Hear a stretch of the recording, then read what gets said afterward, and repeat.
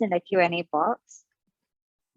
And now, may I invite our final speaker for the morning, Ms. Lena Ching, Vice Dean of the School of Music, Nanyang Academy of Fine Arts. Ms. Ching was appointed Head of Keyboard Studies in Nanyang Academy of Fine Arts, School of Music in 2015, and then Vice Dean from 2020. She's an alumna of the Royal College of Music in London, where she majored in both the piano and the harpsichord.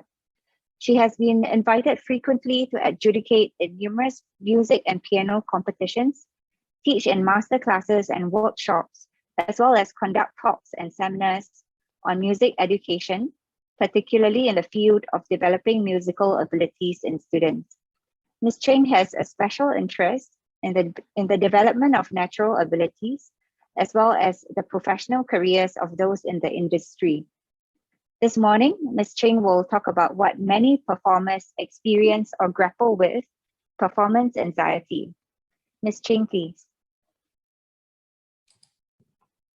Thank you, April, and the Medical Association for giving me this opportunity. Good morning, everybody. I've chosen the short title, What Nerve, which is actually often an expression of disapproval in response to something done, presumably with courage, with audacity. But for this morning, we are not talking about nerves of steel, but leaning more towards the expression bundle of nerves. Well, let's face it, nerves and anxiety in performances are real, and most musicians have experienced musical performance anxiety. Although individual variations range from the types, severity, and frequency of the symptoms, sometimes also known as stage fright. Yeah. Just let me share the screen for us. There we go.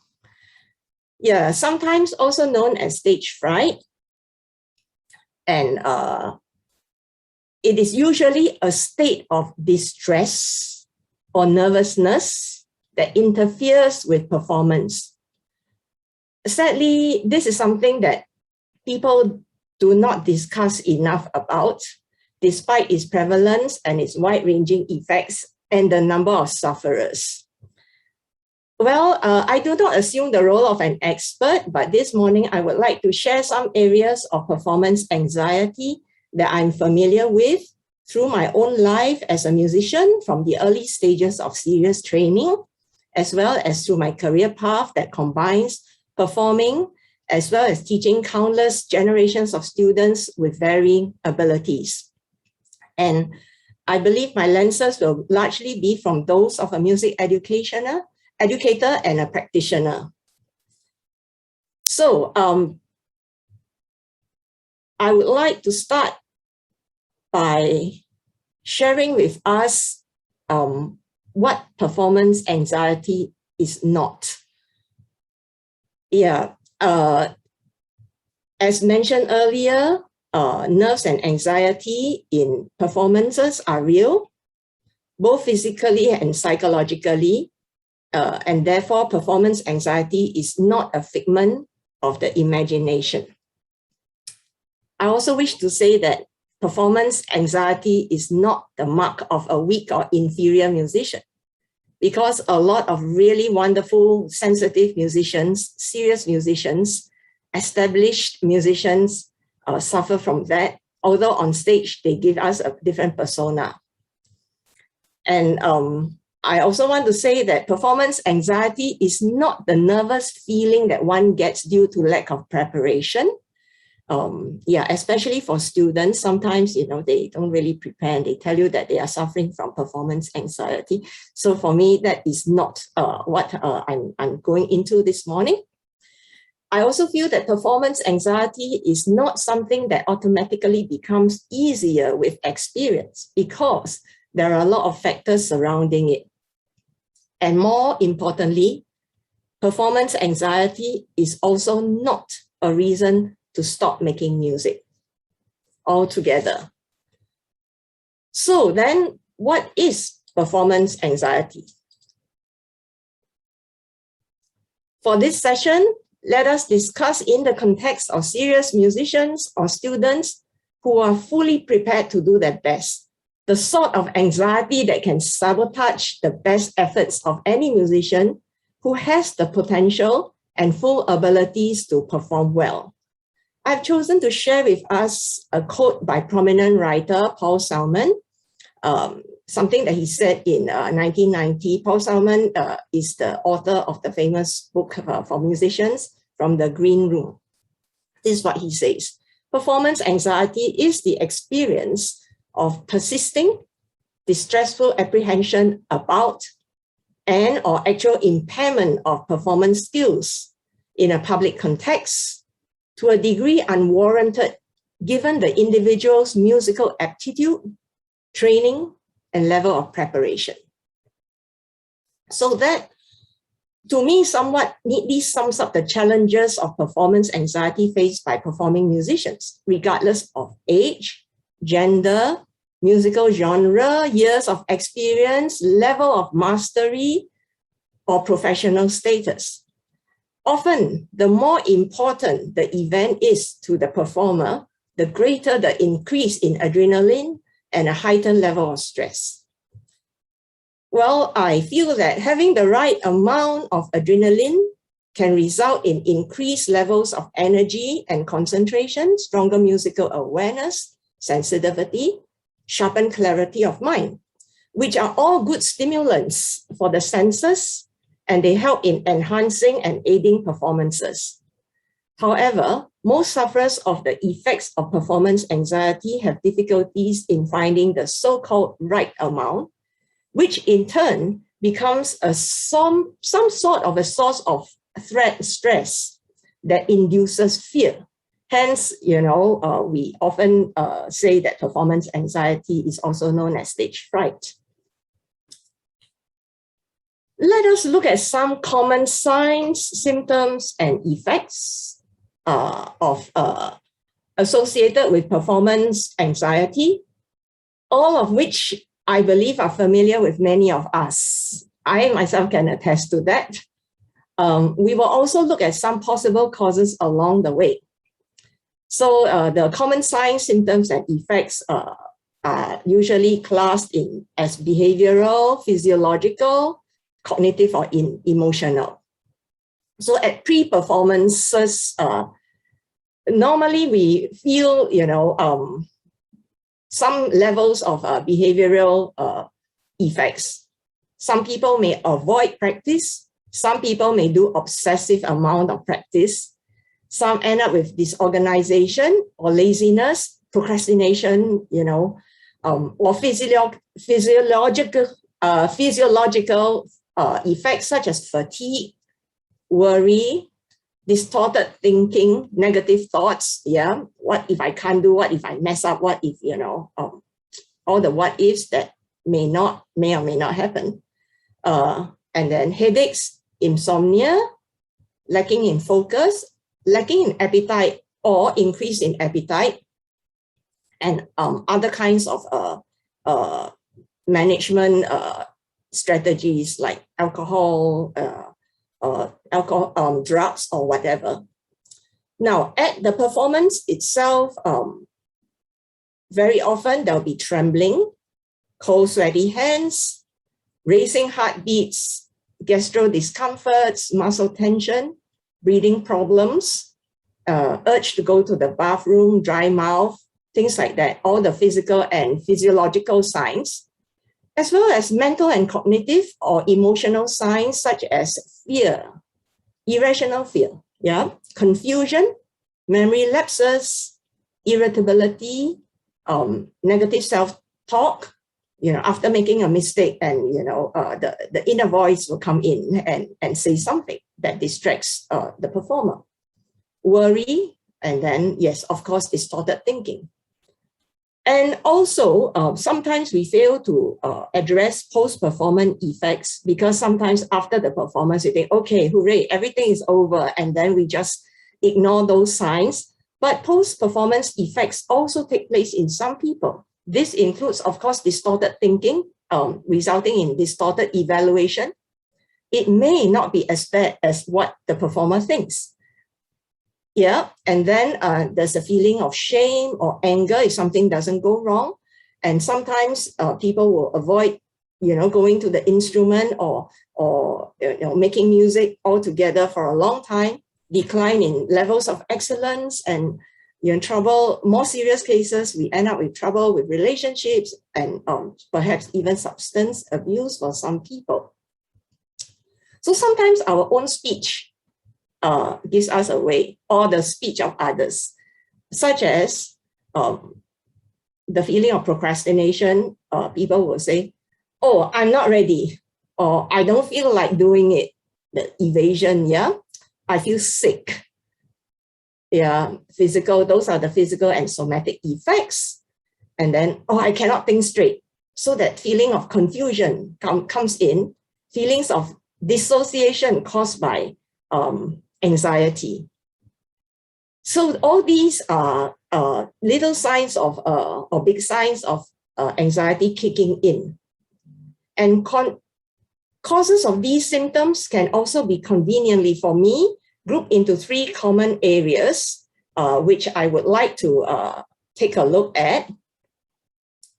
The common causes can be state or trait related, task related, or situational. Stress can be directly related, as I mentioned earlier, to how much value we place on certain things we do, or how we attach the outcomes of our self-worth and significance. This is something that I will take on a little bit more later, as I feel that that is quite key to how we manage performance anxiety. Firstly, personality or traits, as well as state-related causes. There is a distinction between a person's natural disposition, the trait of a person, versus the actual situation at hand. Some people are more prone to anxiety. They display high anxiety traits, which can be either inborn or learned, or both. The learned ones, I think we can address that too, because it can be situational or people around us. Usually it starts from very young. Additionally, I've come across many cases whereby people with low self-esteem or a highly responsive sympathetic nervous system, or in fact a combination of both, can lead to similar anxiety symptoms. So, for example, many people have reported the fear of humiliation and then fear of disappointing people. Bottom line, I think there's this deep fear of rejection, which also needs a lot more discussion and in-depth examination. So, those personal general traits like fear of criticism and then evaluation, or even history of stage fright. In our minds, we hold a lot of memories, good ones and bad ones. Unfortunately, the bad ones usually last longer.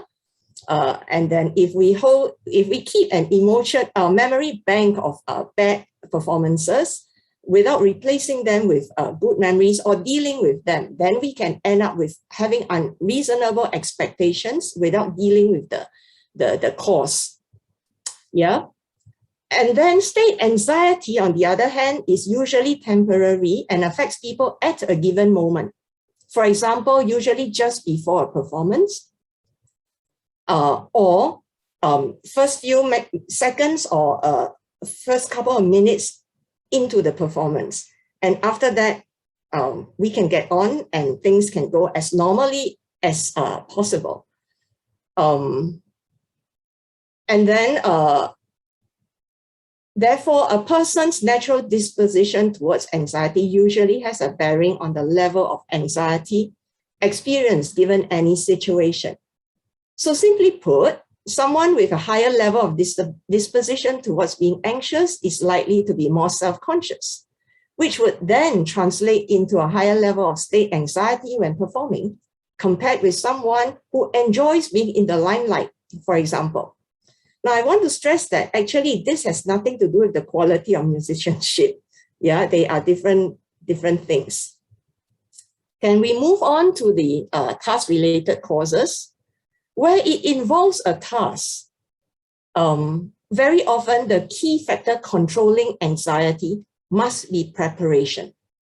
A well-prepared program that presents challenges within the capabilities of the performer will bring about less stress and anxiety than a new program and an exceedingly difficult one. Something easier and more manageable will be easier to prepare and for the performer to do well. Because one has to experience the satisfaction, build up good memories, in other words, of accomplishing a task well, no matter how small the task is, and we have to let those positive experiences build up gradually. The aim is to master the task. Therefore, one needs to consider the complexity or challenges of the skill required and the degree of preparation. They often go hand in hand. Something that is well practiced makes the task easier. For example, if a person has played something or a program often in different scenarios and is therefore familiar, and the task is well within one's reach and capabilities, then the level of adrenaline will be beneficial. That, simply put, will be possibilities of disruptions will be less. The performer can therefore be more spontaneous, take musical risks, and trust oneself. Trust the practice, trust the work that one has done. For situational causes, this usually comes with difficult circumstances. Maybe suddenly the electrical power just breaks down, the lighting goes off, the air conditioning doesn't work, or there's a big buzz in the sound, surroundings, things like that, or public scrutiny, the importance of an event. Yeah, you know that important people are attending the performance, and then that can cause anxiety in that particular situation. High degrees of concern that leads to the stress, and then sometimes the situation is caused by personal health care that is not optimal. Poor personal health care. We don't sleep enough. We don't keep ourselves fit, and then size of the event, formality of the event, and the importance of the event where stakes are high. And then there's a difference between competitions versus recitals too. Yeah, some people take recitals more seriously, or others take competitions more seriously, depending on what a person is disposed towards. And then solo performances versus chamber. Usually the solo performance will bring about more stress levels, usually. Yeah. Now, so how do we manage to cope, find coping mechanisms for managing anxiety and gradually to develop confidence? I would like to share this morning that having the right mindset is important in finding coping mechanisms. I think first of all, we have to begin by agreeing that anxiety has benefits, because musicians usually seek a performance that is pleasurable to self as well as compelling and impactful for the audience. Performance quality can increase when one is positively aroused, and to have zero anxiety is unreal. While finding that point of maximum pleasure is not entirely easy, it is also not impossible and definitely is going to be worthwhile. So what happens is for the personality and traits and coping mechanisms, I would suggest that we cultivate positive responses to stress and anxiety, and we affirm value and meaning in performing and establish values in yourself as a performer. Keep improving one's knowledge and refine evaluation skills, as well as to watch our health. For the task-related mechanisms, one needs to choose repertoire wisely. And one also needs to learn to practice effectively with good goal setting, and also to acquire practice discipline and routine. Don't leave things to the last minute. Yeah, and reinforce good performance habits through practice. As for situational mechanisms, try to acquire awareness about acoustics and performance spaces before you go.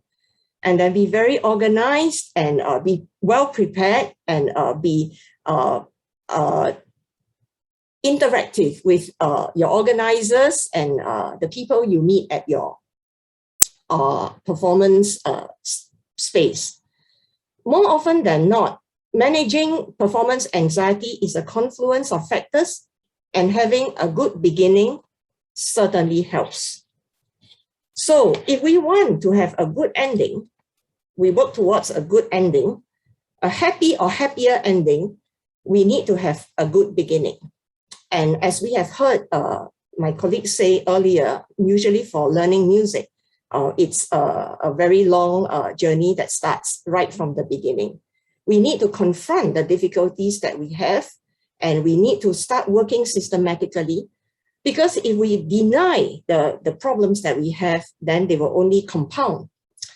Musicians need to be encouraged to learn to manage anxiety in order to perform consistently and also to maintain a healthy lifestyle.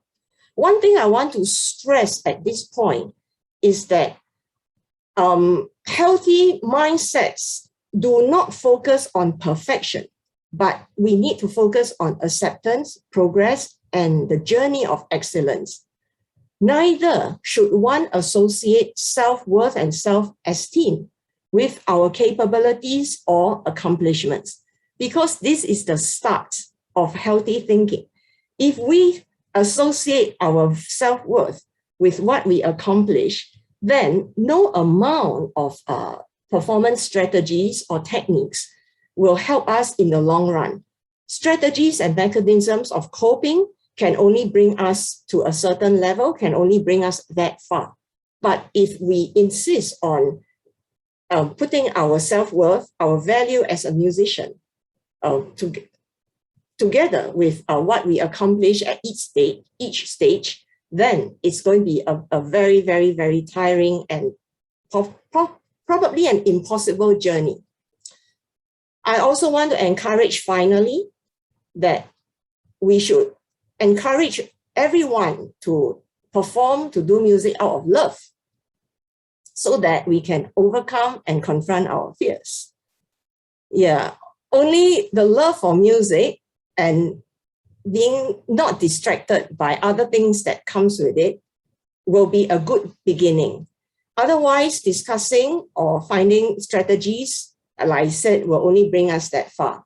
Music is meant to be pleasurable, deeply satisfying, an expression of creativity and communication of artistry. And every musician is worth it. You are worth it. So find the love for music, make music, and share music, and know that you are not the only one suffering from symptoms and effects of performance anxiety. So with that, I just want to thank everyone for giving me your attention, your time this morning. It has been a pleasure. I hope the little nuggets that I've shared will be helpful to someone in the audience. And thank you, organizers, for this opportunity. Thank you. Thank you, Ms. Ching. Yes, that was very helpful. And I believe what you spoke about is what many people as performers, especially those people here, can connect with. We will now move on to our second Q&A session. Participants, do continue to post your questions in the